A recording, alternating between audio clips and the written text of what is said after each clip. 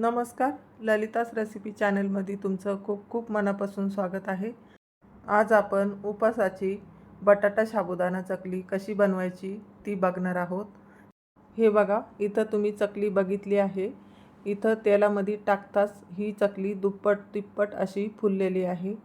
ही चकली तळल्यानंतर कुठंही लाल पडलेली नाही. बघू शकता तुम्ही, छान खुसखुशीत आणि कुरकुरीत ही चकली आपली झालेली आहे. त्यासाठी बटाटे किती घ्यायचे आणि साबुदाणा किती घ्यायचा ते आपण ह्या व्हिडिओमध्ये सर्व बघणार आहोत. त्यासाठी व्हिडिओ शेवटपर्यंत बघा आणि व्हिडिओला लाईक करा. चॅनलवर नवीन असाल तर सबस्क्राईब करा. तर आपण आता रेसिपीला सुरुवात करूया. चकली बनवण्यासाठी आपण सर्वात आधी साबुदाणा बघणार आहोत. तर साबुदाणा इथं मी 1 किलो साबुदाण्यापासून ही चकली बनवणार आहे. तर इथं मी 1 किलो साबुदाणा घेतलेला आहे आणि त्यामध्ये पाणी टाकून घेतलेलं आहे आता. आणि थोडं पसरटच भांडं घ्यायचं आहे आपल्याला. साबुदाणा भिजवण्यासाठी थोडं मोठं भांडं घेतलं म्हणजे आपला साबुदाणासुद्धा छान भिजला जातो. तर इथं मी एक पाण्याने धुवून आणि दुसरं पाणी टाकून घेतलेलं आहे आणि 2 इंच पाणी वरती राहील इतकं पाणी मी ठेवलेलं आहे. तर 1 किलो साबुदाण्यासाठी मी इथं 2.5 किलो बटाटे घेतलेले आहे. तर थोडे याच्यामध्ये जास्त घेतलेले आहे मी भाजीसाठी. तर हे कुकर माझं 3 किलो बटाट्याचं आहे. तर मी नंतर काढून घेणार आहे. तर मी 2.5 किलो बटाटे 1 किलो साबुदाण्यासाठी घेतलेला आहे. तर हे बघा, मी बटाटेसुद्धा इथं उकडून घेतलेले आहे. छान बटाटे आपल्याला मऊ असे उकडून घ्यायचे आहे. बघू शकता तुम्ही. इथं मी थोडेसे थंड झाल्यानंतर बटाटे सोलून घेत आहे. तर बघू शकता तुम्ही, खूप जास्त थंड होऊ द्यायचे नाही, नाही तर मग साल असे पटपट निघल्या जात नाही. तर ह्या पद्धतीनं आपण बटाटे आता सर्व सोलून घेणार आहेत. तर हे बघा, असे बटाटे इथं मी सोलून घेतलेले आहे. या पद्धतीनंच आपल्याला बटाटे सोलून घ्यायचे आहे. तर मी इथं आता साबुदाणा शिजवण्यासाठी मी इथं पाणी घेत आहे. तर बघू शकता, इथं मी असा माझा तांबे आहे तो 1.5 लिटरचा आहे. तर इथं मी 3 तांबे पाणी मोजून घेणार आहे.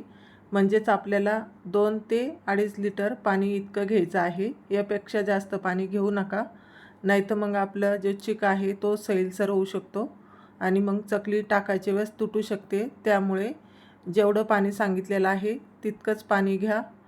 तर आपण इथं साबुदाणा छान भिजलेला आहे आणि छान मऊ असा भिजलेला आहे. तर तो असा मोकळा करून घेतलेला आहे. तर इथं मी पाणी उकळण्यासाठी ठेवलेलं होतं. तर मी ह्याच आता पातेल्यामध्ये मी पाणी टाकून घेतलेलं आहे गरम उकळलेलं. तर बघू शकता तुम्ही, आता आपण हे गॅसवर ठेवूया पातेलं मोठं. असं पसरट भांड्यामध्येच हे आपल्याला चिक शिजून घ्यायचं आहे. साबुदाणा भिजल्यानंतर छान फुगला जातो. तर त्यासाठी आपल्याला भांडं थोडं मोठंच घ्यायचं आहे चिक शिजवण्यासाठी. तर हे बघा, मी आधी पाणी टाकल्यानंतर किती सैलसर होतं. आता बघू शकता, छान घट्टसरपणा येत आहे. साबुदाणा जसा जसा आपण शिजत जाऊ तो आळत जातो, म्हणजे घट्ट होतो. हे बघा, इथं साबुदाणा शिजत आहे तोपर्यंत इकडंच बटाटेसुद्धा किसणं चालू आहे. तर इथं मी सर्व बटाटे सोलून घेतलेले आहे आणि आता मी सर्व बटाटे किसूनसुद्धा घेणार आहे. तर हे बघा, साबुदाणा छान आपला शिजत आलेला आहे. तर आणखी आपण हे असं 5 मिनटं शिजून घेऊया आणि याला असं मिक्स करीत राहायचं आहे, नाही तर मग आपला साबुदाणा बुडाला असा खाली लागू शकतो. त्यासाठी जोपर्यंत साबुदाणा शिजत आहे तोपर्यंत असं मिक्स करीत राहायचं आहे. या पद्धतीनेच तुम्हाला मी दाखवत आहे. तरीसुद्धा मी साबुदाणा असा मिक्स करून घेत आहे. तर आपला साबुदाणा छान असा शिजलेला आहे, ट्रान्सपरंट असा दिसत आहे, कुठंही कच्चा राहिलेला नाही. बघू शकता तुम्ही. या पद्धतीनंच तुम्हालासुद्धा साबुदाणा शिजून घ्यायचा आहे. तर आपला साबुदाणा आता शिजून झालेला आहे. आपला साबुदाणा छान असा शिजून घेतल्यामुळे चकलीसुद्धा इतकी खुसखुशीत होती आणि दुप्पट तिप्पट अशी फुललेली जाते. त्यामुळे आपला साबुदाणा छान शिजून घ्यायचा आहे. कुठंही आपल्याला साबुदाणा कच्चा ठेवायचा नाही, नाही तर मग चकली तळल्यानंतर अशी खाता वेळेस कचकच लागू शकते. तर हे बघा, इथं मी बटाटे किसून घेत आहे, म्हणजे मला मुलगी मदत करत आहे. तर तिनं सर्व बटाटे मला किसून दिलेले आहे. तर सर्व बटाटे किसून घेतल्यानंतर आपण ही साबुदाणा इथं टाकून घेऊया. बघू शकता, आणखी घट्टसर झालेला आहे थंड झाल्यानंतर. तर हा साबुदाणा पण थोडासा कोमटच आहे, तो इथं टाकून घेऊया. खूप जास्त असा थंड झालेला नाही. तर बघू शकता सर्व साबुदाणा मी ह्या कटोऱ्यामध्ये मी काढून घेतलेला आहे. आणि आता आपण इथं चवीनुसार मीठ टाकून घेऊया, मिरची टाकून घेऊया. तर मी इथं पोहे खायचा चम्मच घेतलेला आहे. तर त्याच चम्मचने मी इथं 4 चम्मच मिरची घेतलेली आहे. वजनी प्रमाण इथं 20 ग्रॅम घेतलेली आहे मिरची. तर त्यानंतर मीठसुद्धा मी इथं 50 ग्रॅम म्हणजे 5 चम्मच मीठ घेतलेलं आहे. 1 चम्मच हा 10 ग्रॅम असतो. तर मी इथं 5 चम्मच मीठ मोजून घेतलेलं आहे.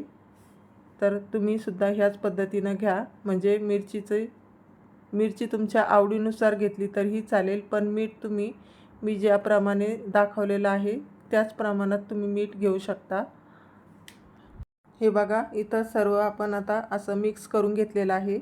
सर्व एकजीव झाल्यानंतरच आपल्याला हे चकली टाकून घ्यायची आहे. तुम्ही बघू शकता बटाटे आणि साबुदाणा सर्व असा मिक्स करून घेतलेला आहे व्यवस्थित.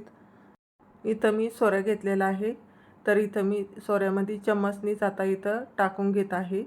ह्या सोऱ्याने खूप छान चकली टाकल्या जाते. तुमच्याकडे जो सोऱ्या असेल त्या सोऱ्याने तुम्ही टाकू शकता.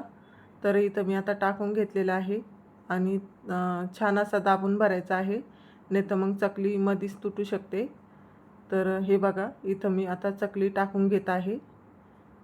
तर बघू शकता चकली अजिबात आपली तुटत नाही, छान अशा गोल गोल चकल्या पडत आहे.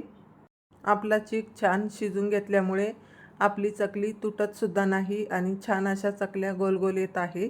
तर बघू शकता तुम्हाला आणखी एक सोऱ्या मी इथं भरून दाखवलेला आहे. तर हात माझे थोडेसे हालत आहे, कारण की एका हातात कॅमेरा असल्यामुळे तुम्हाला दाखवायला थोडंसं अडचण येत आहे. तर बघू शकता सर्व मी चकल्या इथं टाकून घेतलेल्या आहे. हे बघा, इथं मी सर्व चकल्या धान्याच्या गोणीवर टाकून घेतलेल्या आहे. ही गोणी स्वच्छ धुवून आणि त्यानंतरच आपल्याला याच्यावर चकल्या टाकून घ्यायच्या आहे. तुमच्याकडे जर पानकापडाची सोय नसेल तर तुम्ही अशा गोणीवर सुद्धा चकल्या टाकू शकतात. खूप छान याच्यावर चकल्या टाकल्या जात्या, अजिबात चिटकतसुद्धा नाही. इथं मी तेलाचा सुद्धा वापर केलेला नाही. तर बघू शकता इतक्या छान चकल्या टाकून घेतलेल्या आहे. तर एवढ्या साऱ्या चकल्या मी आता इथं टाकून घेतलेल्या आहे आणि इकडं दुसरीसुद्धा गोणीवर मी टाकून घेतलेल्या आहे. याच पद्धतीनं तुम्हीसुद्धा टाकू शकता. बऱ्याच जणी पानकापड नसल्यामुळे चकल्याच काय तर कुठलेच पदार्थ करत नाही.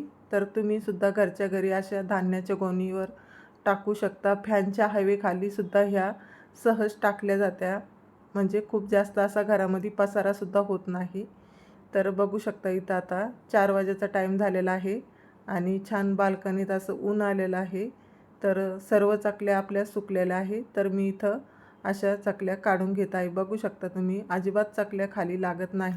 माझ्याकडं पानकापड आहे, पण घरामध्ये खूप पसारा होतो, त्यामुळे मला गोणीवर टाकायला खूप सोपं वाटतं. तर मी त्याच्यावरच चकली टाकून घेतलेली आहे. तर बघू शकता किती छान चकली आपली सुकलेली आहे. अशा 2 दिवस मी उन्हामध्ये कडकडीत वाळून घेतलेल्या आहे.